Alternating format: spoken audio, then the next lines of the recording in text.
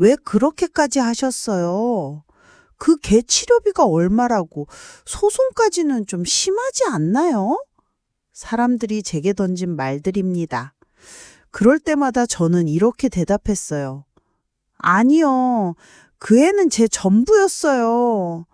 저는 제가 할 수 있는 걸 한 겁니다. 안녕하세요. 저는 조순자입니다.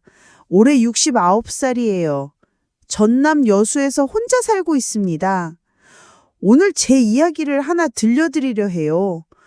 조금은 불편하실 수도 있고 어떤 분은 에이, 그 정도로 하고 넘기실지도 모르겠어요.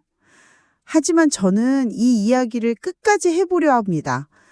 왜냐하면 이건 단순히 돈이나 동물 문제가 아니었거든요. 그저 하나 남은 가족을 지키고 싶었던 한 사람의 이야기니까요.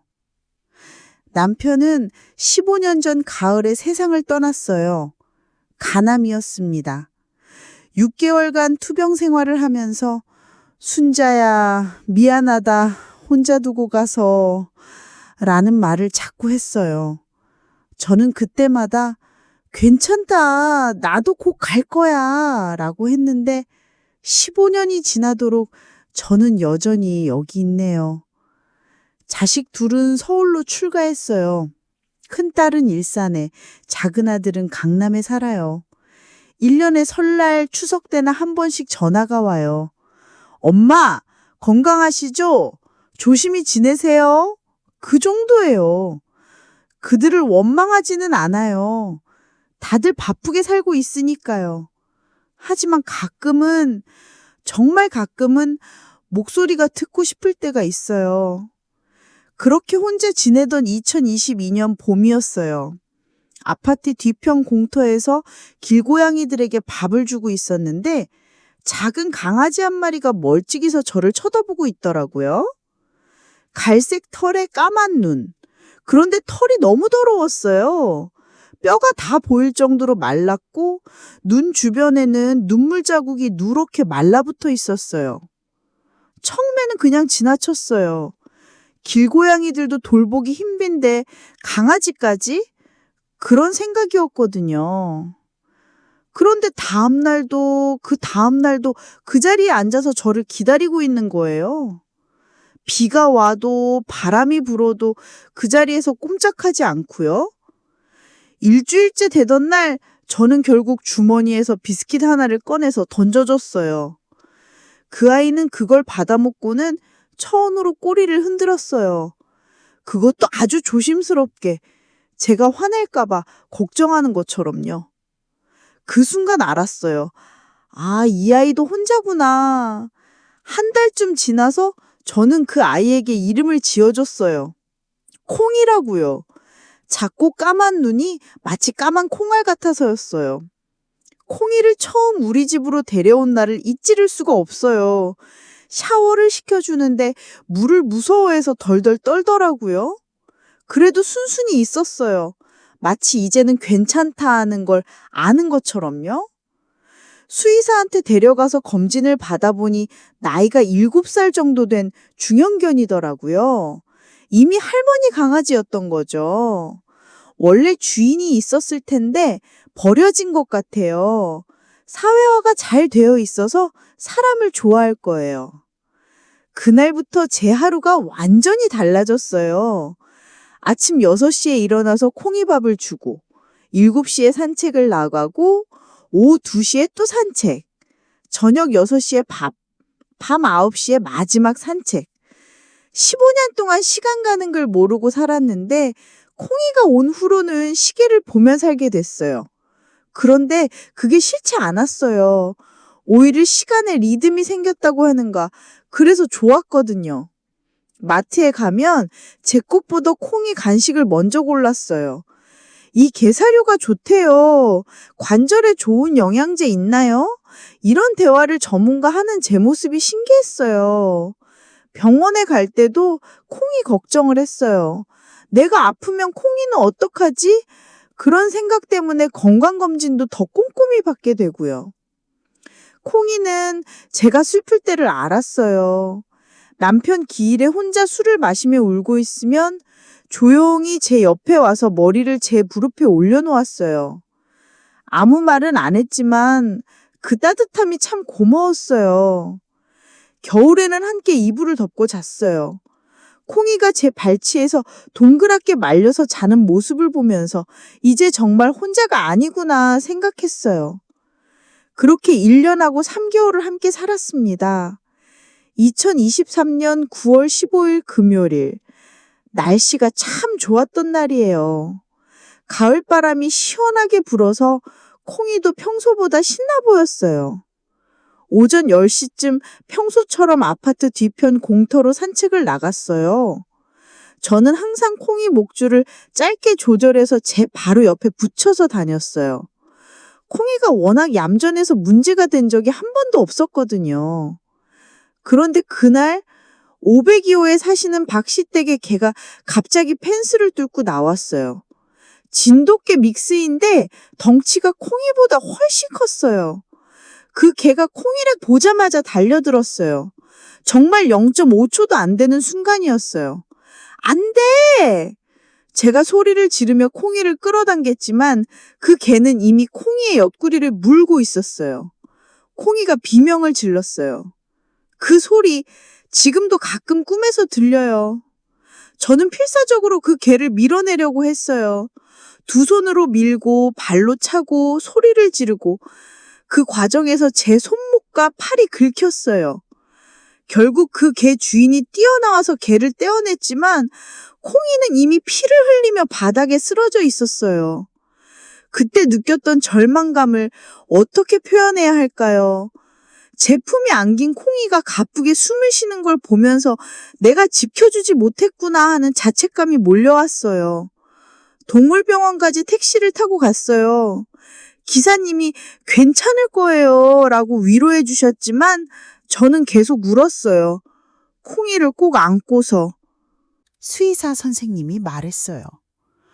다행히 생명에는 지장이 없어요. 하지만 상처가 깊어서 봉합 수술을 해야 하고 노령전이라 회복에 시간이 걸릴 겁니다. 수술비는 45만 원이었고 그 후 통원 치료까지 하니까 총 83만 원이 들었어요. 제가 물린 상처 치료비까지 하면 86만 원이 넘었죠. 그런데 돈보다 더 힘든 건 콩이의 변화였어요. 수술 후 3일 동안 콩이는 밥을 거의 먹지 않았어요. 제가 손으로 떠먹여줘야 겨우 몇 입 먹었고 평소에 좋아하던 간식도 거들떠보지 않았어요. 그리고 예민해졌어요. 제가 쓰다듬으려고 손을 뻗으면 움찔하며 뒤로 물러섰어요. 문소리만 나도 깜짝 놀라고 밤에는 자다가도 자주 깼어요. 가장 힘들었던 건 산책을 거부한 거예요. 목줄만 보여도 꼬리를 다리 사이로 집어넣고 구석으로 도망갔어요. 그 모습을 보는 제 마음이 정말 미워지는 것 같았어요. 콩이가 받은 상처는 몸만이 아니었구나, 마음도 다쳤구나 하는 걸 알았거든요. 2주일쯤 지나서야 조금씩 나아지기 시작했어요. 먼저 밥을 제대로 먹기 시작했고 그 다음에는 제가 부르면 천천히 다가오기 시작했어요. 하지만 예전 콩이는 아니었어요. 다른 개 소리만 들려도 제 뒤로 숨었고 산책을 나가도 계속 주변을 살피며 불안해했어요. 그걸 보면서 저는 화가 났어요.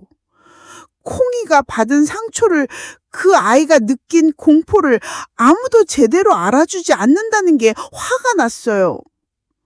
사고 다음 날 502호 박 씨가 찾아왔어요. 아이고, 미안해요. 우리 개가 그랬나 봐요.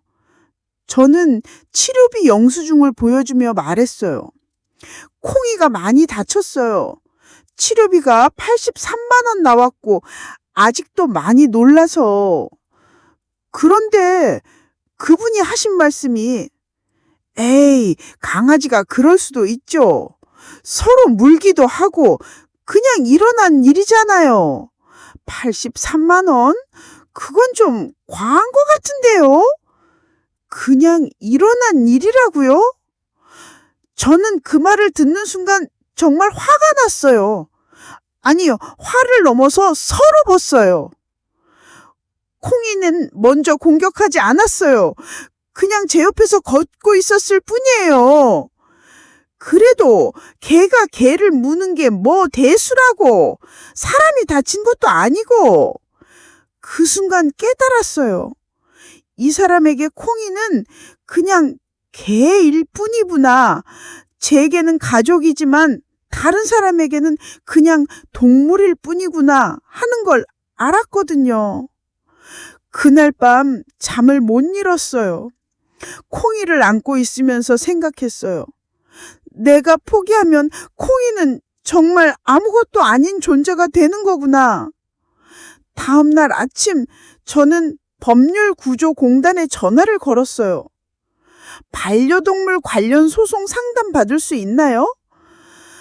처음 해보는 일이라 무섭기도 했어요. 하지만 콩이를 보면서 마음을 굳혔어요. 이 아이를 지켜야겠다. 소송 준비는 생각보다 복잡했어요.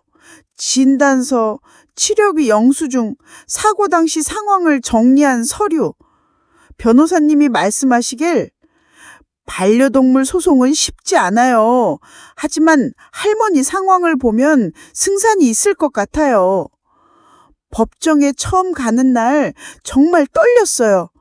69세에 법정에 설 줄 몰랐거든요. 상대방 변호사는 이런 주장을 했어요. 단순한 동물 간 사고이며 치료비가 과도하게 청구되었다. 반려동물의 정신적 피해는 인정할 수 없다. 그때 저희 변호사님이 말씀하셨어요. 이 반려견은 원고에게 단순한 동물이 아닙니다. 원고는 15년간 홀로 지내며 이 반려견과 깊은 유대관계를 형성했습니다. 이는 현대사회에서 반려동물이 가족의 일원으로 인정받는 것과 맥을 같이 합니다. 그 말을 들으면서 눈물이 났어요. 누군가 콩이와 저의 관계를 이해해 준다는 게 그렇게 고마울 수가 없었어요. 법정의 판결은 저희 승리였어요. 치료비 83만 원 전액과 위자료 200만 원을 인정해 줬어요. 하지만 저에게 더 의미 있었던 건 판결문 한 구절이었어요. 반려동물은 현대사회에서 단순한 재산이 아닌 가족 일원으로서의 지위를 갖는다. 바로 그거였어요.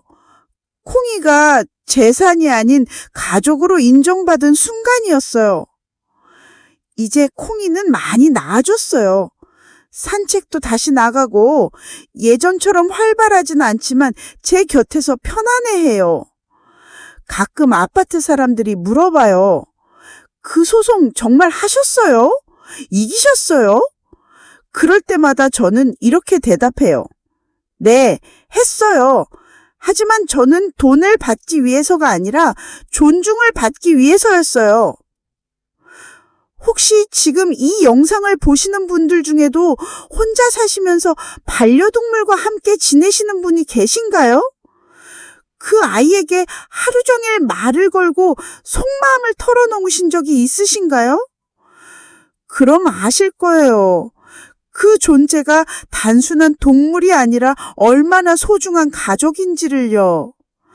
저는 앞으로도 콩이를 위해 싸웠던 그날을 후회하지 않을 거예요. 왜냐하면 그건 결국 저 자신의 존재 가치를 지키기 위한 싸움이었기 때문이거든요. 여러분에게도 지켜야 할 소중한 존재가 있으신가요? 그 존재를 위해 용기를 낸 적이 있으신가요? 때로는 세상이 이해하지 못하더라도 우리에게 소중한 것을 지키기 위해 싸우는 것, 그게 바로 사랑이 아닐까 생각합니다. 콩이와 저의 이야기 들어주셔서 감사합니다.